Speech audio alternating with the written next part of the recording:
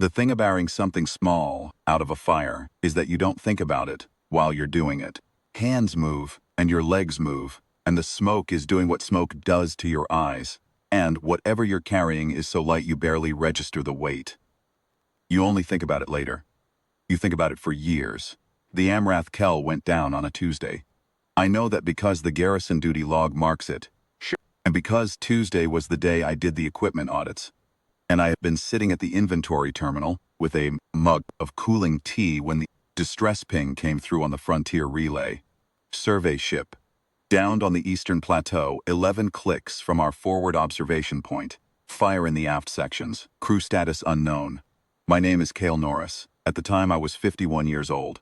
I had been a field medic for 22 years before my knees decided they were done with field work. I had been garrison training master at Halvorth Station for 6 years before that Tuesday. I am telling you this so you understand that I am not young and I was not looking for a story. I was looking at inventory discrepancies in the equipment locker and drinking cold tea and thinking about whether I had time to requisition new trauma kits before the monthly review. I went out with the rescue team because I was the senior medic on station and the protocol required it. We took a crawler across the plateau and the smoke was visible from 4 clicks out, a brown-black column against the low violet sky. The Amrath Kell had come down hard in a basalt field. The forward section was relatively intact. The aft was not. We found the crew. I will not say more than that they were found. 4 of the 6 survey team were in the forward compartment. 2 were not recoverable. I worked for 2 hours in the smoke and the cold, and at the end of those 2 hours I had done what I could do and it was not enough. And I have made peace with that mostly. What happened next is the part I have told people, though I have told it differently over the years, depending on who was asking. I was doing a final sweep of the cargo hold, not looking for anything in particular. Looking because my training says you look, and because sometimes you find something worth finding, if you look. The hold was partially collapsed. There was a smell of scorched insulation and something underneath it. Something animal and warm, which is a smell you learn to notice when you have spent enough time in field conditions. I moved 2 sections of fallen cargo racking. Underneath them, in a space about the size of a storage crate, I found 4 Varrock cubs. I knew what Varrock were. The frontier survey teams sometimes operated near their territorial range, and we had been briefed on them as part of standard fauna protocols. Adult Varrock, dense quadrupeds, shoulder height on a standing man, massed around 350 to 400 kilos, dark-maned over a musculature that was somewhere between a bear and a very large wolf, if you were being casual about taxonomy. Amber eyes, heavy paws, deliberate movement, not aggressive unless provoked. Known to establish strong territorial bonds, known to be extremely protective of young. Do not approach without authorization from the Garrison Wildlife Coordinator. And the Garrison Wildlife Coordinator will tell you not to approach. These were cubs.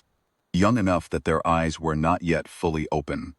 Young enough that they were still in the dense, round-bodied phase before the musculature comes in.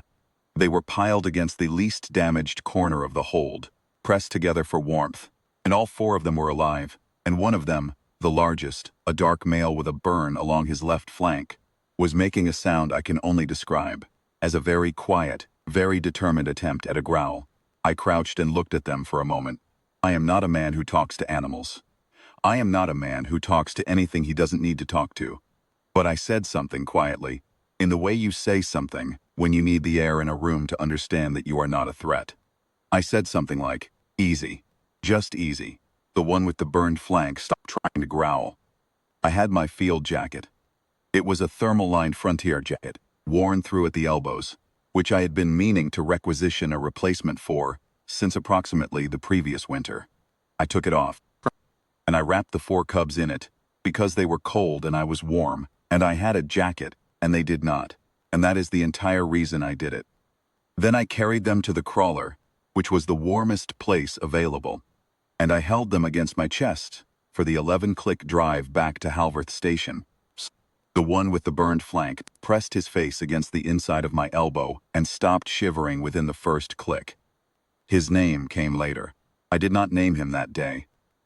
That day he was just the one who stopped shivering, and I was just the man who was warm. The garrison wildlife coordinator, a very thorough woman named Specialist Talvek, spent approximately 40 minutes explaining to me why I should not have moved the cubs without her authorization, why doing so could interfere with relocation procedures, and why Varrock cubs were not, under any circumstances, to be introduced to a garrison environment. Without a full habitat assessment, and a formal request to the Frontier Wildlife Authority, typically took between 8 and 12 weeks to process. I listened to all of this.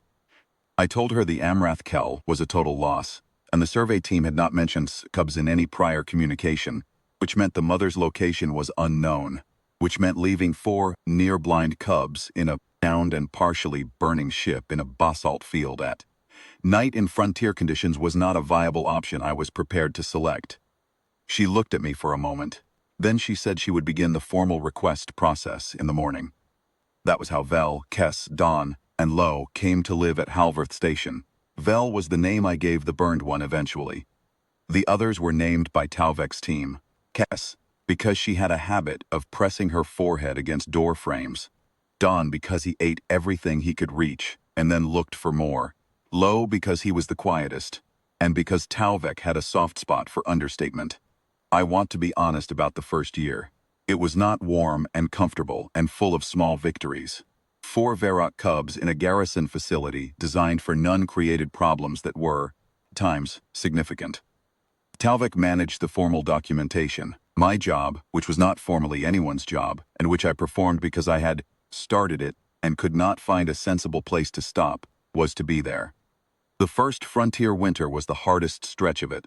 Varrock cubs at that age require significant ambient warmth that a standard garrison facility does not provide on the frontier plateau, where the temperature drops well below what the environmental systems are designed to compensate for. The solution, which was not in any protocol, and which I implemented, because Talvek told me the alternative was thermal stress in developing animals, and I was not prepared to tolerate that, was to run a secondary heating loop through the beast pen section, and to sleep in the adjacent monitoring room for the 2 months. The monitoring room had a cot that had not been used since the facility's original construction period, and which was, accordingly, a cot that had done most of its useful life already. I slept on it because the cot was there, and because the alternative was going back to my quarters in the main block, and not knowing whether the temperature held through the night. There was also a 5th animal, which I have not mentioned yet and should. Among the rubble under the cargo racking in the Amrath Kell hold, along with the 4 Varrock cubs, there had been a small koran, an insectoid species, 4-limbed, chitinous, about the size of a large house cat, with compound amber eyes and a habit of producing a faint clicking sound when intent. Its presence in the hold was unexplained. Survey ship manifests did not typically include koran. Talvek's best assessment was that it had come aboard Sikis somewhere in the frontier range and stayed. By the time we found it, it had been in the hold with the cubs long enough that the cubs registered its presence as normal, and vice versa. Koran, named Skiv by the junior medic who processed the initial health assessments, and whose name subsequently stuck, had attached itself to Vel with specific determination of a small creature that has decided on its fixed point, and will not be argued out of it. Skiv rode on Vel's shoulder ridge during the garrison years. Skiv attended every morning gate opening. Skiv was part of the configuration, and I include him here because leaving him out would be a distortion of the record, and because Talvek would notice the omission and correct me. The frontier wildlife rehabilitation literature, which I read in its entirety during those first months, is consistent on one point. Hand-reared predators of pack species require a bonded caregiver during the imprinting window. The literature uses the word caregiver, does not use the word parent. I am aware of the distinction and I do not insist on collapsing it. I will say only that Vel, Kess, Don, and Lo had a caregiver during their imprinting window, and that caregiver was me, and that this fact is the entire explanation for everything that happened later. The burn on Vel's flank healed.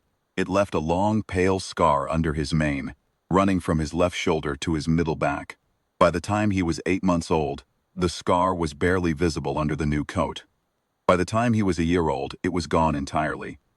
What did not go away was the habit he developed in those first months of pressing the side of his face against my arm or shoulder when I was standing still. Talvek documented it. She said it was typical imprint-bonded reassurance behavior. She said it with the tone of a woman writing a report, and the report was accurate, and I do not argue with accuracy. I will say that it was also the thing that told me, every single morning for 3 years, that the previous day had not been the last. I trained 47 cadet cohorts over my time at Halvorth.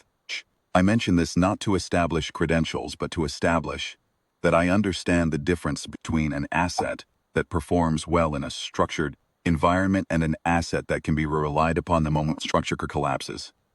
Vel was not a trainee. I did not train him.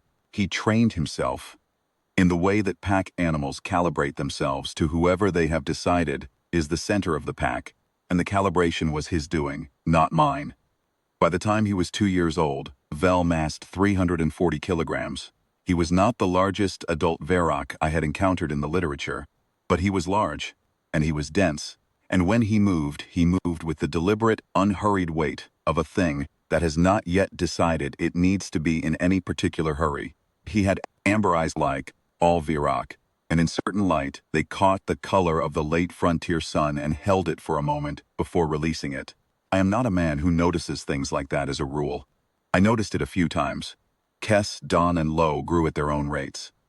Kess was the smallest and the most likely to position herself in doorways, which Talvek said was territorial, border-marking behavior, and which the garrison maintenance crew said was a hazard. Don was the most sociable, and had developed a habit of sitting beside the mess hall service window in the early morning, which the kitchen staff tolerated because Don was 300 kilos, and tolerating Don was the path of least resistance. Lo remained quiet. Lo was the one who watched. Of the four, Lo was the one whose attention, when you noticed it, made the temperature in the room feel slightly lower. I am giving you all of this because the review day did not happen in a vacuum. The review day happened after 3 years of Halvorth Station, learning to exist alongside 4 growing Varrock in a garrison facility that had not been designed for them. By the time Administrator Saren arrived, the pack was 3 years old and fully formed, and embedded in the daily life of the station in the way that any permanent resident becomes embedded. Not noticed in particular, just present, just part of the texture of the place. Saren arrived the morning of the review. He was the regional administrative authority for our sector, which meant he held nominal command over all garrison facilities in the eastern frontier reaches, including Halvorth. He had sent 3 advance communications in the preceding month. The first concerned the schedule for the formal muster.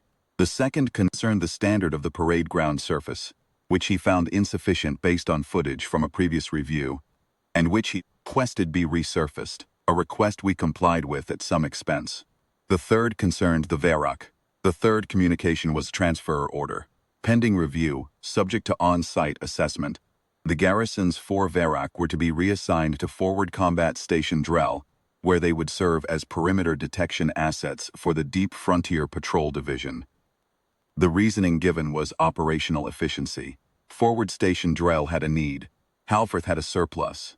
The math Saren's communication suggested was simple. I read the third communication twice. Then I filed a formal objection through the garrison command structure. The objection cited the imprint bonding documentation, the frontier wildlife rehabilitation protocols, the projected behavioral consequences of removing imprint-bonded pack animals from their established territory and caregiver, and 4 supporting references from the Wildlife Authority literature that Talvek helped me locate. Saren's office acknowledged the objection. It did not respond to its substance. Talvek came to my office 2 days before the review. She sat in the chair across from my desk. The chair that had developed a slight lean to the left, which I had been meaning to have looked at. And she told me that she had spoken to a colleague at the Wildlife Authority who told her that imprint bonding objections were routinely filed and routinely overridden in asset transfer decisions because the military classification of Varrock as perimeter detection assets placed them outside the standard wildlife protection framework. I told her I understood.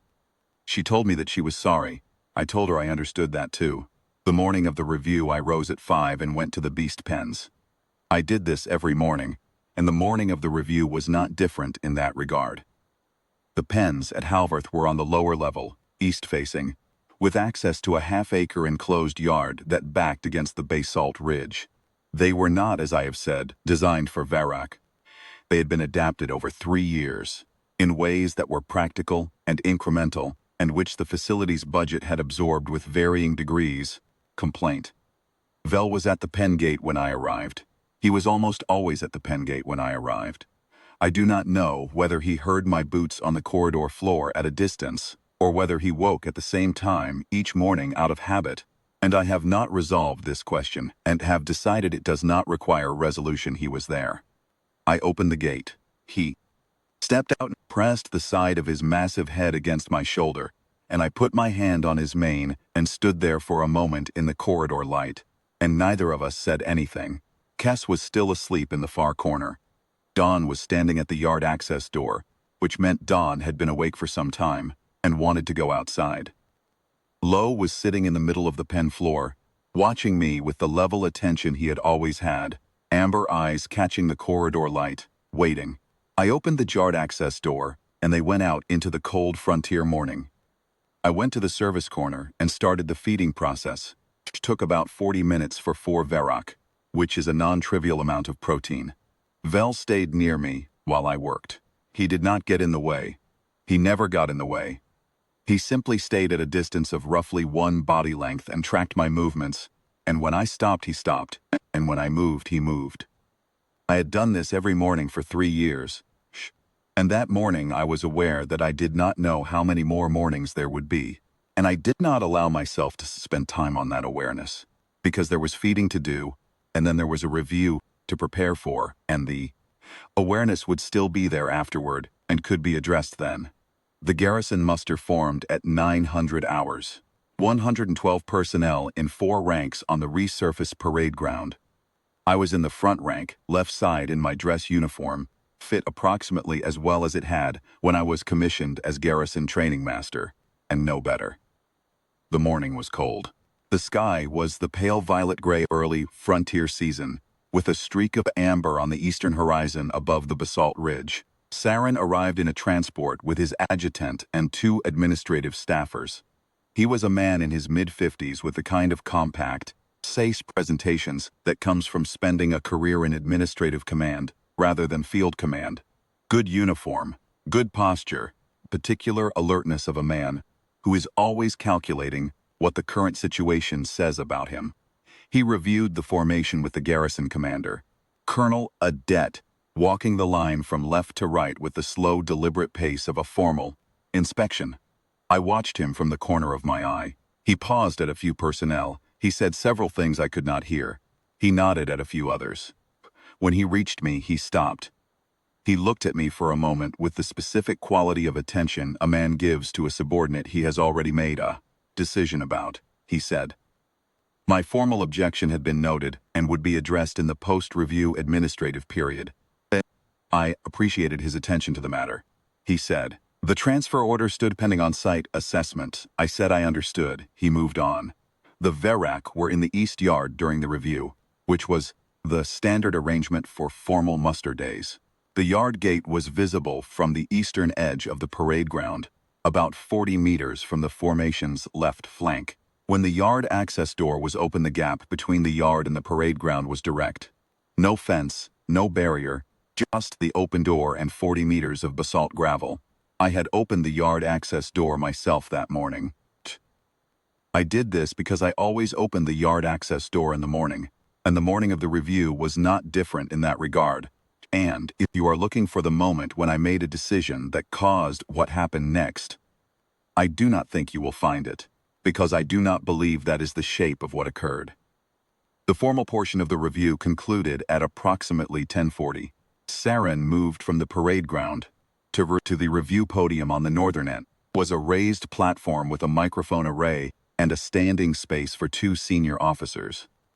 Colonel Adet took his position at the podium. Saren, walking slightly ahead, moved toward the podium steps at an angle that put him on a direct line with me. I was standing at ease on the edge of the formation, slightly ahead of my rank, because I had been designated as the formation anchor for the left flank, which was as a standard assignment for the senior training officer. Saren's line toward the podium took him past me at a distance of approximately 2 meters. He did not walk past me. He stopped beside me. He said something in a low voice that I did not fully catch. Something about the objection, and about chain of command procedure, and about how attachment to operational assets was a comprehensible human response, but not a basis for administrative policy. He was not shouting. He was not making a scene in any gross sense. He was doing the thing that a certain kind of authority does when it wants to correct a subordinate, without appearing to do so publicly. He was speaking just loudly enough for the nearest personnel to hear. Then he put his hand flat against my chest and pushed me sideways. Not hard, not violently. You might move a piece of furniture that is in the way of where you need to be, and stepped past me toward the podium. It was a small gesture. I want to be accurate about this. It was not a blow. It was not intended to injure. It was the kind of gesture that says, I have decided where I am going, and you are not in the accounting. I did not respond to it. I had 18 years of field discipline and 6 years of garrison discipline, and I was not going to respond to a push in the middle of a formal review in front of 112 personnel. I straightened. I returned to my stance. I looked at the podium. I heard Vel before I saw him. Vel's movement at speed is not loud. He is a large animal, and his paws are dense, and when he is moving deliberately, he is quieter than you would expect something his mass to be. But there is a frequency he produces when he is moving fast.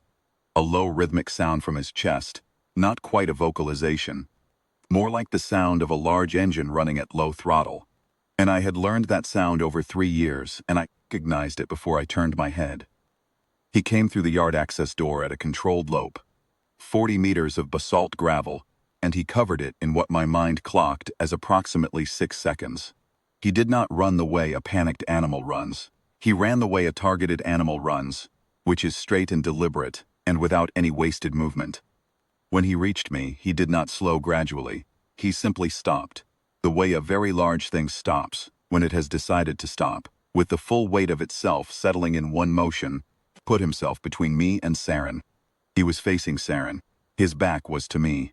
The top of his spine was at my shoulder height, which is to say that his head, which he was holding level and still, was approximately at Saren's chest height if Saren had been standing very close and Saren was not standing very close, because Saren had taken 3 steps backward when Vel arrived. Vel did not growl. He did not snarl. He made no sound at all.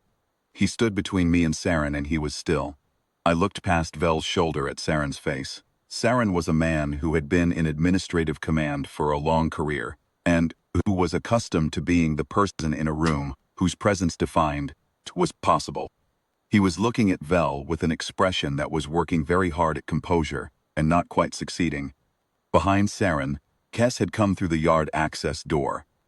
She was moving more slowly than Vel had moved, and she positioned herself to Saren's left at a distance of roughly 3 meters, and she sat down.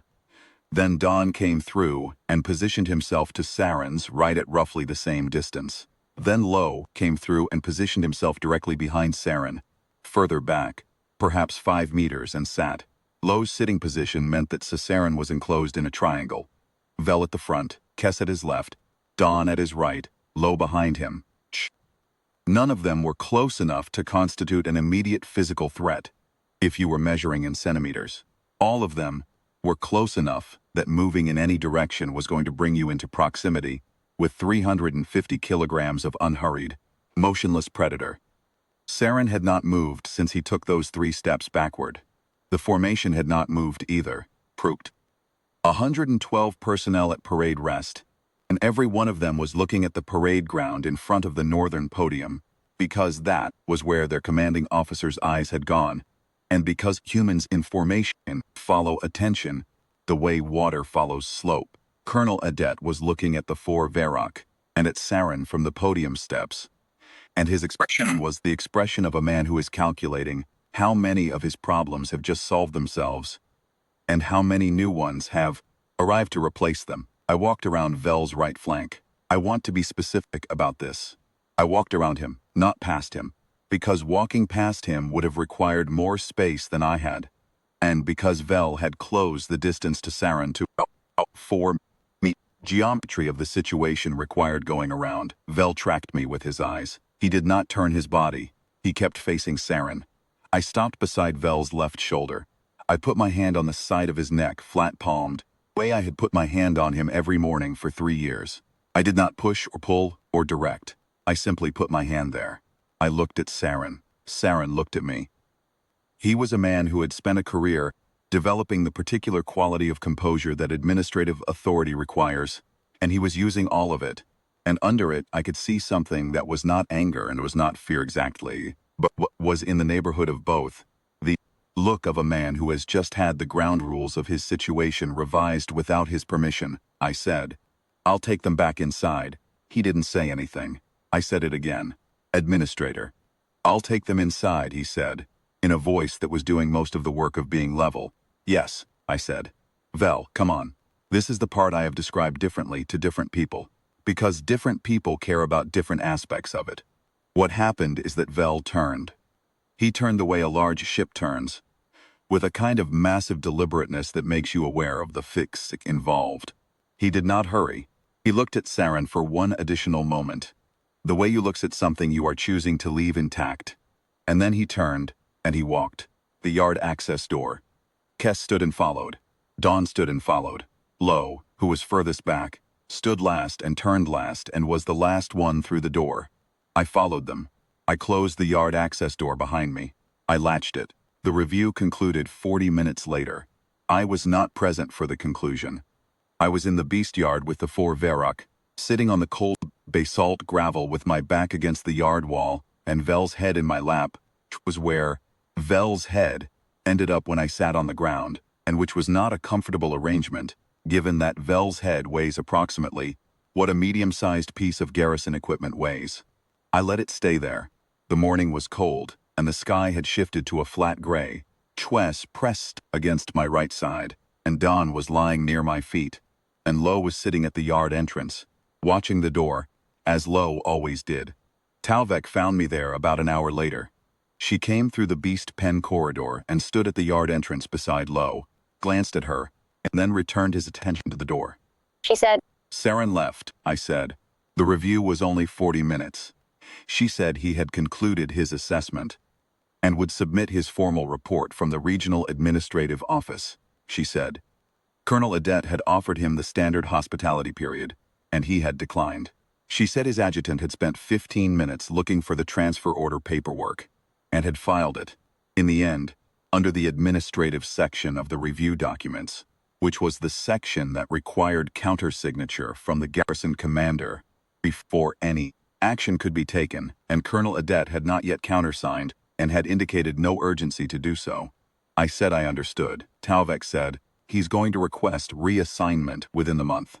I said I expected so. She said, "The objection will probably stand without his advocacy." I said I hoped so. She looked at me for a moment, then she looked at Vel's head in my lap, then she said, "I'll update the rehabilitation documentation." I told her I appreciated it. She left. Loach watched her go and then returned to watching the door. I sat there for a while longer. Vel was breathing slowly and evenly, which is a sound that you become attuned to over 3 years in the way you become attuned to any sound that means all is well. His burn scar was long gone and his mane was full and dark, cheat, and the weight of his head in my lap was the weight of something that had decided, at some point, during the first cold November of its life, in a burning cargo hold on a downed survey ship, that I was the fixed point it would orient toward. I am going to tell you what I think happened. I want to be careful because I am not a man who speculates professionally, and because what I am about to say is not in any report and cannot be corroborated. I think Vel did not do what he did because I was pushed. I think he did it because he had been aware, for the several days since Saren's first communication arrived, that something was wrong. I think he had tracked the change in the temperature of the garrison's daily routine, the extra communications, the preparation pressure, the way my mornings had become slightly longer and my silences slightly differently shaped. And I think he had been waiting, the patience of a thing that has learned that waiting is usually correct. for whatever it was to declare itself. When it declared itself, I do not think this is more complicated than that. I do not think it requires a larger framework. He was a pack animal who had calibrated himself to me over 3 years. And when the fixed point of his calibration was struck by something, he interposed himself between the fixed point and the thing that had struck it, and then he waited for the thing to resolve or to require further resolution. When I indicated that it was resolved, he accepted that and went inside. He did not decide to perform a demonstration. He did not decide to embarrass Saren, though Saren was embarrassed, thoroughly, and in front of 112 personnel, in the kind of way that sticks because it was not inflicted by a human authority, and cannot be appealed or litigated, and cannot be spun into a different story. He simply moved to where I needed him.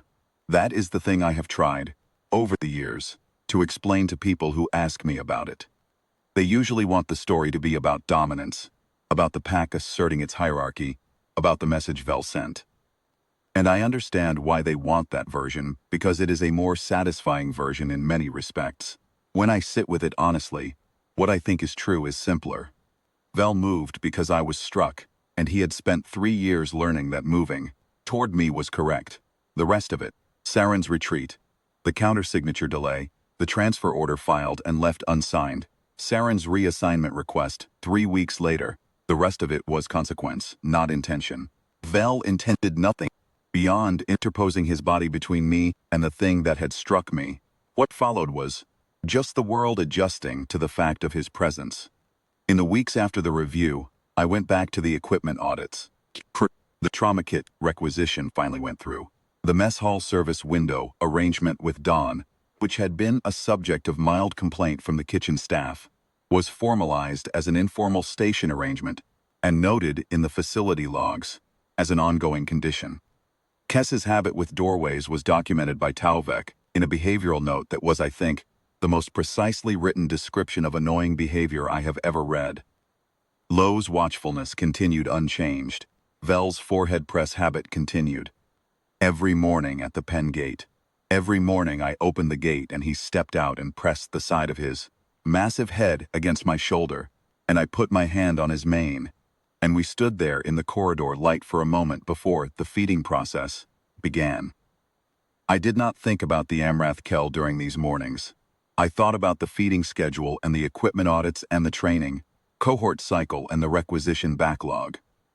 But sometimes in the early mornings before the feeding process started, standing in the corridor light with 400 kilos of Verok, leaning gently against my shoulder, I thought about a cargo hold and a burned flank, and a sound that was trying to be a growl and wasn't quite managing it yet, and I did not know, at the time what I was carrying out of that fire. I know now. Let me tell you about the review day aftermath, because the version I have given you so far is true but incomplete. 2 days after the review, I received a communication from the regional administrative office. It was not from Saren. It was from his deputy administrator, a woman named Varek Aslan, who handled the bulk of the sector's practical documentation, and who had, I would later learn, been in the administrative corps for 29 years and had seen most of what there was to see. The communication concerned the transfer order.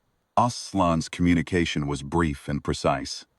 She noted that the transfer order had been filed in the review's administrative section. She noted that counter-signature from the garrison commander was required under Section 12 of the Sector Facilities Code before any transfer action could be initiated. She noted that the garrison commander had indicated he would give the matter his full consideration over the following administrative period, which under the code could extend to 90 days. She noted, finally, that the formal objection I had filed had been entered into the record and would be considered alongside any counter-signature decision. She did not comment on the review day events. She did not mention Vel, or the formation, or the 11 minutes during which Saren had stood enclosed in a triangle of motionless Varek. She simply communicated what the administrative situation was. I wrote back and thanked her for the clarity. 3 weeks after the review, Saren's reassignment request was approved. His replacement as regional administrator was a man named Holt Davern, who arrived the following month, and who spent his first visit to Halverth, station in the Beast Yard, sitting on the basalt gravel, watching Don investigate his boot with the focused attention of a 300-kilo animal who has decided a boot is interesting. Davern watched this for approximately 4 minutes and then looked at me and asked if this was normal. Told him it was. He said, "Do they do this to everyone?" I said Don did it to people he liked. Davern looked at Don again. He said, "That is not a comfortable amount of attention," I said. "No, sir," he said. "How do I make him stop?" I said. "He'll stop when he's done." Dan was done approximately 6 minutes later. He stood, shook his mane, and went to lie in the patch of morning sun near the yard wall. Davern watched him go. Then Davern said, "The transfer order. What's the actual wildlife authority position?" I gave him the full picture. The imprint bonding documentation, the behavioral research, the projected consequences of removal, Tauvek's assessment, Frontier Wildlife Authority guidelines. I did not editorialize. I gave him the factual record. He listened with the careful attention of a man who has been handed an administrative situation and is actually trying to understand it. Then he said, "And the operational need at Drell." I said Drell had submitted a perimeter detection asset request, and that Verac were on the approved asset list and that the request was legitimate. But these four specifically, I said these four specifically were imprint bonded. An imprint bonded Verac separated from its caregiver does not function as a perimeter detection asset. It functions as a 400-kilo animal in a state of significant behavioral distress, which is not the same thing. Davern sat with that for a moment. Lowe, who had been watching the whole exchange from his corner of the yard, shifted his weight slightly. Davern noticed. He looked at Lowe. Lowe looked back. Davern said, "That one isn't as friendly." I said Lowe was friendly. He just expressed it differently. Davern looked at Lowe for another moment. Then he said he would review the transfer order and the objection and the Wildlife Authority documentation and respond within the standard administrative period. The transfer order was formally withdrawn the following month. Drell received 2 non-imprinted Verac from a Frontier Wildlife Rehabilitation Center that had been working with an unattached juvenile pair. The operational need was met. The administrative record was closed. I told Tauvek when the withdrawal came through. She updated the documentation. She did not make a large event of it, and neither did I. That evening I went to the beast yard at last light, which was not my usual schedule, and I sat on the basalt gravel. And Vel came and lay down beside me with his flank against my side, and his head resting on his forepaws. And we sat there, while the frontier went from violet to deep blue, to the particular black of a clear frontier night with the stars very bright and very far away. Kess was pressed against my other side. Don was sprawled in the middle of the yard. Lowe was in his corner watching. I did not say anything. There was nothing to say that was not already said. Between the four of them, and the fact of the yard and the star map overhead, and the 3 years of mornings that had accumulated into this particular evening, I have been asked since then to characterize what the Verac are to me. I have been asked by Tauvek for documentation purposes, by Davern for administrative purposes, by the junior medics who rotate through Halverth for what I suppose you would call professional curiosity. They use different words, but they are all asking the same question, which is, how do you hold this? I hold it the way I hold most things, is by doing the next task, and then the one after that, and not constructing a frame around it that is larger than it needs to be. Vel is a Verac. He massed 400 kilograms at last measurement. He presses his forehead against my shoulder when I stand at the pen gate in the morning. He interposed himself, along with Kess and Don and Lowe, between me and a thing that struck me, and he waited for the resolution, and when it came he went inside. That is what happened. The documentation is accurate. The frame does not need to be larger, but I will say this one thing. Because it is true, and because it is the kind of true thing that gets lost in documentation, I carried him out of a fire when he was small enough to fit under a field jacket. His eyes were not yet fully open. He was making a sound that was trying to be a growl and not managing it. The burned flank was smaller than my hand. 3 years later, he stood between me and a man who had pushed me, and he did not move for 11 minutes. And when he finally turned to go inside, he looked at the man who had pushed me in the way that a thing looks at something it has decided to leave intact. I did not know in the cargo hold of the Emrath Kell with the smoke in my eyes and my jacket already coming off my shoulders, that what I was carrying out of the fire was eventually going to be 400 kilos of the most deliberate, measured, and entirely unhurried protection I have ever been given. But I know it now, and I will tell you honestly that on cold mornings in the corridor light, with his forehead against my shoulder and my hand on his mane, I am still not quite done being surprised by it. There is a small instrument that Talvek uses for the behavioral documentation, a dictation recorder, handheld, battered at the edges from field use.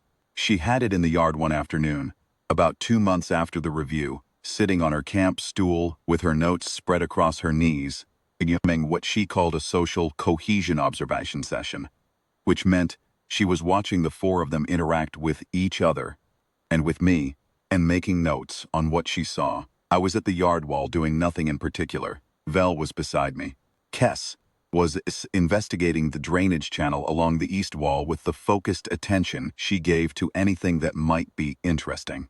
Dawn was asleep. Lo was watching Talvek. Talvek said into her recorder, but not quite to herself, something like, "The primary bonded animal maintains consistent proximity to the caregiver. Spatial orientation is caregiver-centered, rather than territory-centered even in a familiar environment. Secondary animals calibrate to primary bonded animal. Observation period, 42 minutes. No anomalies." She clicked the recorder off. Then she said, to me rather than the recorder, "Do you know what the unusual thing is?" I said I didn't. She said, "Pack predators of this type typically have a territory center, a fixed point in the landscape that they orient toward. Den, a water source, a kill site, something. The behavioral expectation is that the fixed point is a place." She paused, she said, "Theirs is you." I didn't say anything for a moment. Vel was still beside me. The morning had warmed slightly, and there was a thin amber light on the basalt ridge. Above the yard wall, I said. "Is that unusual?" she said. "In the literature, there are 3 documented cases, all hand-reared, all long-term imprint bonds, all involving a single consistent caregiver. During the full development window," I said. "What happened to those 3? She said. 2 of the caregivers left. The behavioral disruption was significant. The 3rd caregiver stayed until the animals died of old age. At the basalt ridge, I said. "How old do Varrock live?" she said. "The oldest documented in captivity was 22 years. Wild populations have lower data, estimated maximum 25. I did not do the arithmetic out loud. She did not do it out loud either. But we were both aware of the arithmetic, standing in the yard in the thin amber morning light. And it was the kind of arithmetic that does not require a calculator, and that I am not going to write down here, because writing it down makes it a specific number, and I would rather leave it as a direction than a destination," I said. "I'll stay." She said she knew. Vel pressed his forehead against my shoulder. I put my hand on his mane. The yard was quiet except for the sound of Don breathing in his sleep, which was a considerable sound given Don's mass, and the sound of Kess's pause on the drainage channel edge, and Lo's stillness, which has a quality all its own. I said, "Update the documentation." She said she would. I am 54 years old. I have been garrison training master at Halverth Station for 9 years. I will, in approximately 2 weeks, be filing my annual facility report, which will include a section on the Varrock behavioral assessment, which Talvek drafts and I countersign, which notes that the 4 animals are stable, well integrated into the facility's daily operations, and presenting no behavioral indicators that would warrant reassessment of their care. Saren is at a different administrative post. I have not spoken to him since the review day. I do not expect to. Davern stops by the beast yard when he visits Halverth, which is quarterly. Don has stopped investigating his boots. Davern seems to take as a sign of familiarity rather than disinterest, and which I have not corrected. Davern and Lo have reached a thief kind of understanding I cannot fully characterize, consist mainly of Lo, Davern, and Davern acknowledging the watching without flinching, which is more than most people manage. The 47th cohort is currently in week 6 of their 12-week training cycle. I have explained to them, as I explain to every cohort, that the Varrock are not pets, are not training aids, are not mascots, and are not available for interaction during training hours. I have explained that if any of them encounter a Verak in the facility corridors, they are to move quietly to one side and give the animal the right of way. I have explained that this is not a safety protocol technically, because the 4 Verak have shown no aggression toward garrison personnel in 3 years of cohabitation. Shh. I have explained that it is a courtesy protocol, which is a different thing. 47th cohort listened to this with the careful attention of people who have heard from an earlier cohort that the Verak are large, and have been told by the garrison documentation that they are to be given the right of way, and whose faces showed the particular calculation of young people working out whether I was joking and deciding that I was probably not. Cadet Voss, who is the third-rank anchor on the right flank, and who asks more questions than most, raised his hand on the second day and asked whether the Verak understood commands. I said, "Vel understands me." He said, "What's the difference?" I said, "I'll let you work that out." He thought about it for a moment. Then he said, "Does he understand anyone else?" I said, "He understands Tauvek. He tolerates Davern. He is aware of everyone else." Voss considered this, he said. "Is being aware of different from understanding?" I said, "Yes." He said, "Which one is better?" I looked at him for a moment.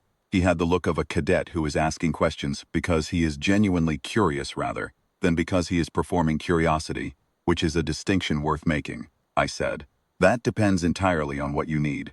He nodded slowly, filing the answer for later consideration. The cohort moved on to the day's first training block. That evening I went to the beastyard. I go to the beastyard every evening, as I go every morning.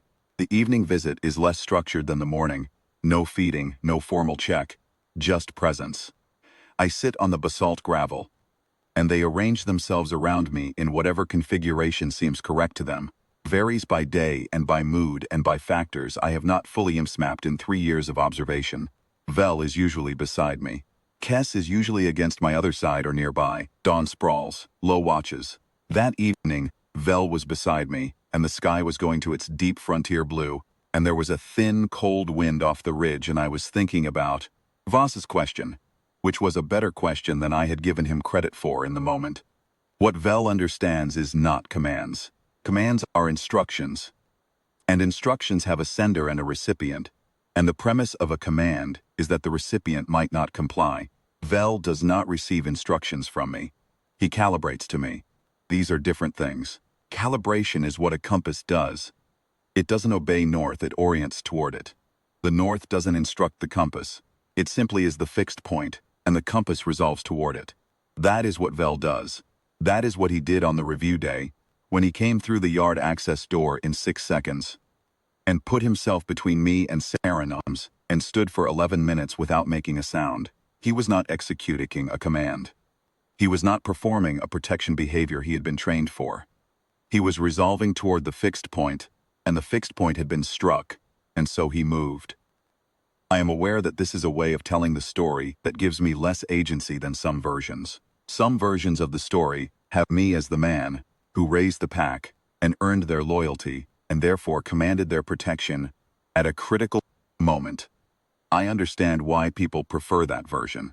It is a more satisfying version, and it makes the mathematics of the relationship feel legible. The version I believe is smaller and also larger. I carried a burned cub out of a fire because I had a jacket and the cub was cold. I was there every morning for 3 years because I had started and couldn't find a sensible place to stop, and Vel oriented toward me the way a compass orients toward north. Not because I commanded it, not because I earned it in some transactional sense, because I was the fixed point. And he was the kind of thing that needs a fixed point, and we arrived at each other in a burning cargo hold. And that was that. The debt is mine, if there is a debt. I did not know what I was picking up in the wreck of the Amrithkel. He was the one who knew, at whatever level of knowing is available to a near-blind Verak cub in a burned cargo hold, that the warm thing holding him was the fixed point. He chose that. I just showed up, and now he is 400 kilograms of bare-canned calm on the basalt gravel beside me, and the frontier night is coming in cold and clear, and Kess is warm against my left side, and Don is breathing his enormous sleep breath nearby. And Lo is watching the yard entrance with the steady attention he has always given it. I am 54 years old and I am going to be here for a while yet. So are they. That seems to me like the end of the calculation. There is one more thing I want to tell you. Because I have been telling this story for 2 years now, and I have always left this part out, and I think I have been leaving it out because it is the part that resists the kind of language I'm comfortable using, and I have decided, sitting on the cold gravel in the last of the frontier light, that I am going to use it anyway. The morning after the review day, I went to the beast pen corridor at 5 as usual. The corridor light was the same pale institutional white it was every morning. The feeding cart was where it always was, at the end of the corridor by the yard access door. Everything was the same. I opened the pen gate. Vel stepped out. He pressed his forehead against my shoulder, not the side of his head as was his usual habit. His forehead, the top of his skull, the densest part of him, the part that in a wild Varrock is used to assert position in pack confrontations, pressed flat against my shoulder and stayed there for a moment longer than usual. I put my hand on his mane. I do not have a precise language for what moved through me in that corridor. In the pale institutional light, with 400 kilograms of pack predator pressing his forehead against my shoulder, I will say that it was not pride, and it was not gratitude, and it was not sentiment, or it was all three of those, and also something underneath them that does not have a category in the professional vocabulary I have been using for 30 years. I will say that I understood standing in that corridor that I had been given something that I had not known I needed until it was given, and that the giving of it had been accomplished by a burned cub in a cargo hold who had decided, somewhere in his first cold nights under a field jacket, that I was north. I stood there for a moment. Then I said, "All right, come on." And I opened the yard access door, and the feeding process began. And the morning was ordinary and cold and correct, and neither of us said anything about the previous day, because there was nothing to say that the previous day had not already said for itself. That is how it goes mostly. Day after day in the corridor light, gate open, forehead against the shoulder, hand on the mane, and then the feeding, and then the day. It is not a dramatic arrangement. It does not require drama. It is a fixed point and a compass, and the compass knows where it is, and the point holds still. That is all. That is the whole of it. I carried him out of the fire and he carried me through the years afterward, and neither of us made a production of it. And I think that is probably the correct way to do most things worth doing.